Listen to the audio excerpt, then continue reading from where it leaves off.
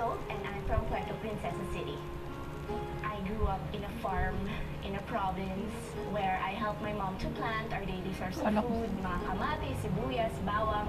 I want to earn, I want to help my family. I know it's cliche, but that's the truth. I want to help my mom, and I think the only job I can do is be an actress.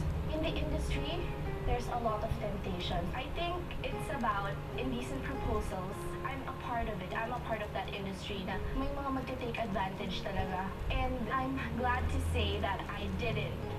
And I'm proud that I've survived.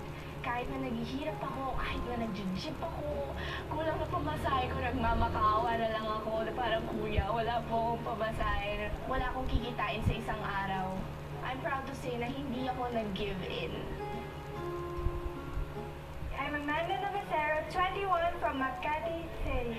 My mom's a professional photographer. So, ever since I was a little kid, my mom and I would go to all around the Philippines to conduct photo workshops where we take certain photographers to different places such as like Bohol, Masbate, Laguna Loop, and now, of course, Batanes. She has inspired me to take photography. I like taking pictures of people, landscape. Capturing beauty in my lens is a passion. Kahit sa mga festivals, gusto ko po yung laughter ng tao, yung candid.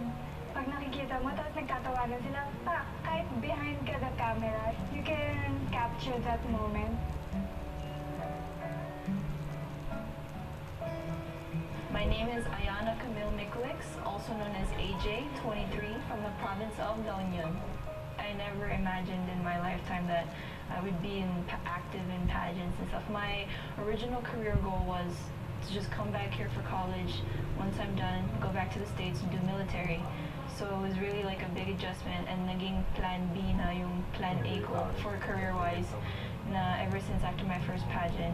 Whenever I win, like, that there's money, so I'm like, I need money to get, like, buy a new cell phone, laptop. Dun po ako na it's another way to help my mom out with yung bayad ko sa pag-aral ko.